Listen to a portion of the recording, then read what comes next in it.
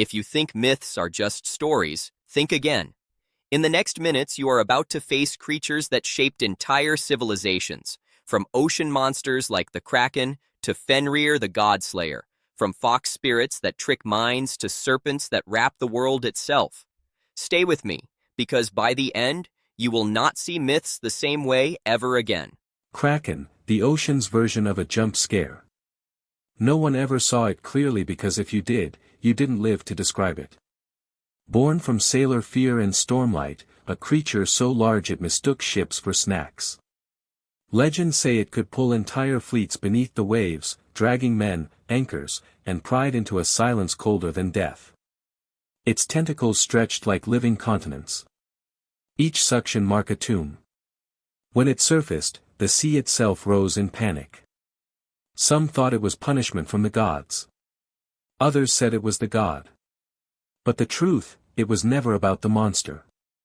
It was about what waited below. The part of the world we still can't map. Every civilization has a kraken, just a different ocean. And when the sea finally calms, the land begins to roar. Fenrir. Fenrir, the wolf that even gods feared.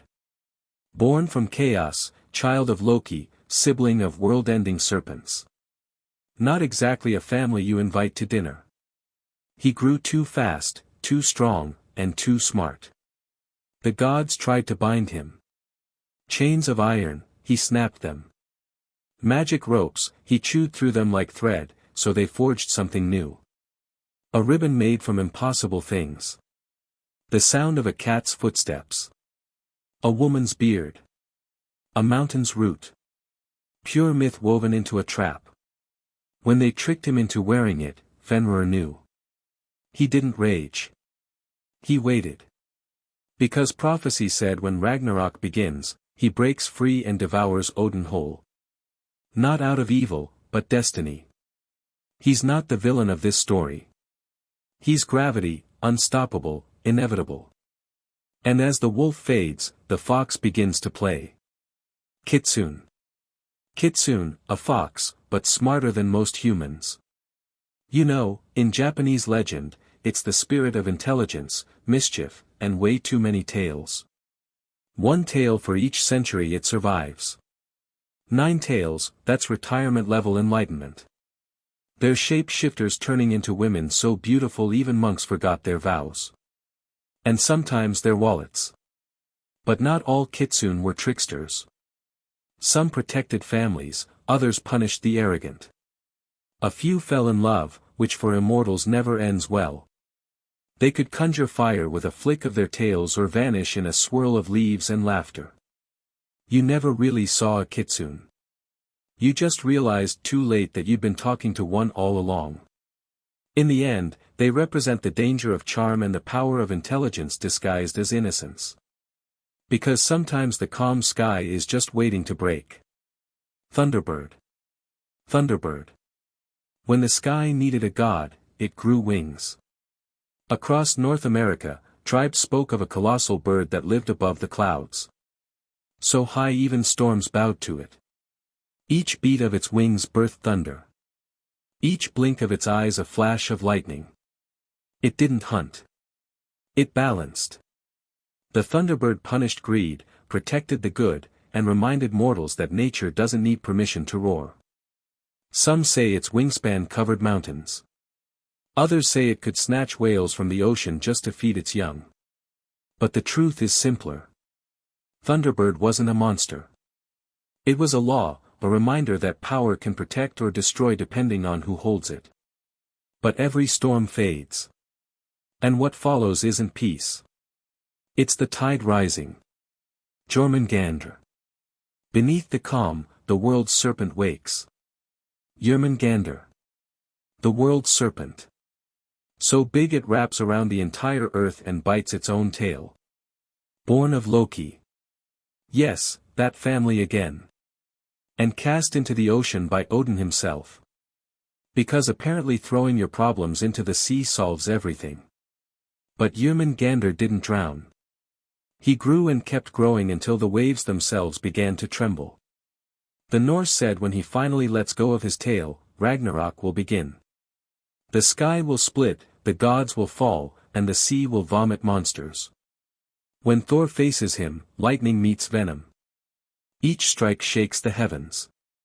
Each breath poisons the world. Thor kills the serpent but takes 9 steps before he dies too. That's balance. That's myth. The end and the beginning in the same breath, because every civilization ends the same way, with the monsters coming home. And so the circle closes, but endings are only sleeping beginnings. Nian.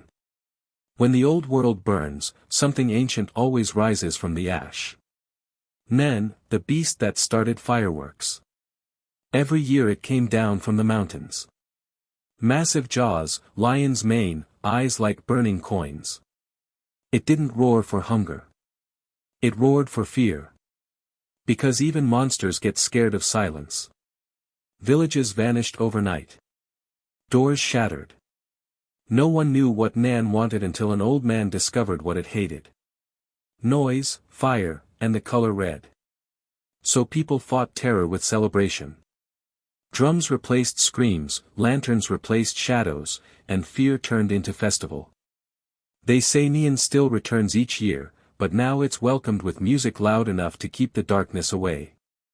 Because that's what tradition really is, a memory of what we survived. And while the skies explode with color and light, in quieter lands, another creature walks in silence, bringing death not with sound, but with a shadow. Barghest. Barghest. The black hound that walks before death. In the misty hills of England, people swore they heard it first. The growl that froze blood mid-beat. Eyes like dying embers. Fur darker than the night itself. When Bar appeared, someone nearby was living their last day. It didn't kill. It didn't chase. It simply arrived. A shadow on crossroads. A shape behind church gates. A whisper before thunder. Some said it guarded the dead, others that it came to collect. But those who saw it up close said the beast wasn't cruel, just inevitable, a messenger, not a murderer. Because every legend needs balance, celebration and silence, birth and ending, fear and acceptance. And when even shadows bow, there's only one place left for monsters to go beyond the living to the final judge. Ammit. Ammit, the devourer of souls. In the hall of truth, the dead waited, their hearts placed on a scale against a single feather. If the heart was pure, they passed into eternity. If not, Ammit was waiting. Half crocodile, half lion, half hippo. Because one predator simply wasn't enough. She didn't hunt the living. She hunted lies. Every deceit, every cruelty, every selfish breath digested in silence beneath golden walls. The Egyptians didn't fear her. They respected her because Ammit didn't punish. She balanced. She was justice made flesh. Not divine, not merciful, just fair. And when her jaws closed, even gods looked away. Because in the end, it's not the monster you should fear. It's the weight of your own heart. Next episode. The Emperor Penguin, the ruler of Antarctica, wearing a tuxedo and a death wish. Please subscribe. If you made it this far, hit subscribe, drop a like, ring the bell, and tell me which mythical creature you think is the most powerful.